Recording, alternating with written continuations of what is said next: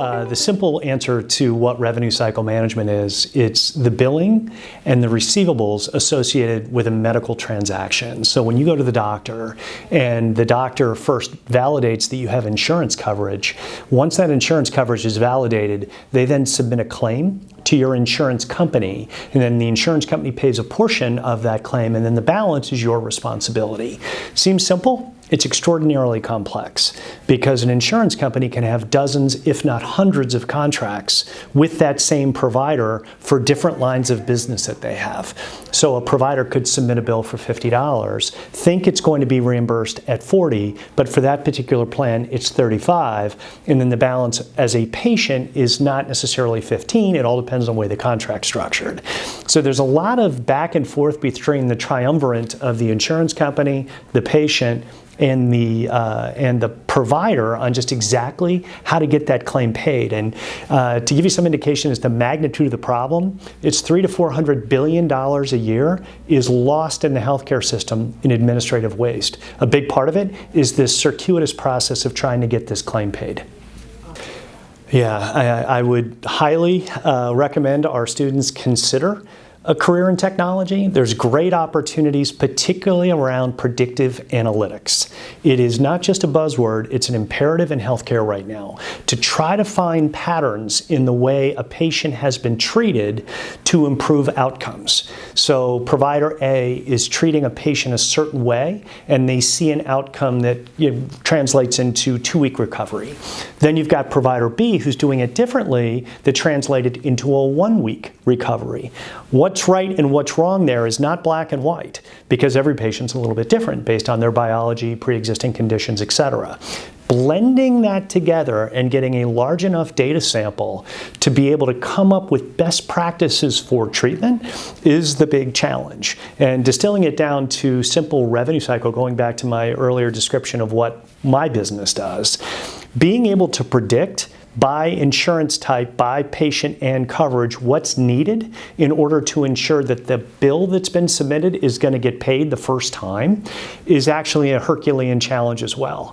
So technology that focuses on analytics, mathematics, and the science of using the mathematics with the computer technology to do all of this predictive work will not only impact the administrative costs, it's going to help improve clinical outcomes, how a patient quickly recovers from a procedure. Yeah, it's going to continue to grow very, very rapidly. It's evolving. So when you think of, for instance, revenue cycle, the billing and receivables science, the math associated with doing that, what's necessary from a technology and a human capital perspective is one track. Then there's a whole nother track around pharmaceuticals. What is the right therapeutic treatment for a patient, which has its own set of technology and analytics. Then you've got life sciences. You've got all of the lab and the chemistry.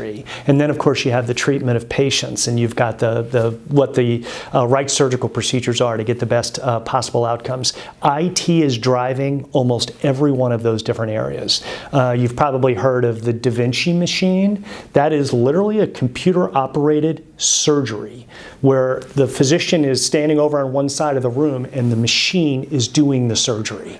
And he or she is actually directing the machine to do it. And because the hand can be a little more wobbly, the machine is not. So you get a much cleaner surgical procedure, and that's just the tip of the iceberg. So it really spans everything that's happening within healthcare right now. It is a growing field that, once again, I can do nothing but encourage our students to consider careers in that area. Yeah, well, it starts with, in my case, it started with learning the sales element, learning what motivates people to want to purchase items. And so once I was well taught, I was IBM trained, very fortunate to have been IBM trained. Once I was taught the right ways to position great products and services, then that evolved into running a sales team, which evolved into running a business unit. And then that continued to evolve until I was fortunate enough to be named CEO of Optum 360, which large $2 billion company, 11,000 employees, it's extremely substantial, and it's daunting and it's humbling, and but they make the difference. And so lots of lessons learned along the way, but probably the most important lesson you learn is people really are your best asset, because you can't accomplish that kind of success without those people having a vision that they can get their hands around, a mission that's highly measurable, and then an inspiring message to keep them moving toward that one common end, because everybody wants to feel fulfilled when they finish their day. And if we can provide them that path, both a career path but also personal path to feeling that level of achievement, you'll have a tremendous company, and we're blessed to have such a company.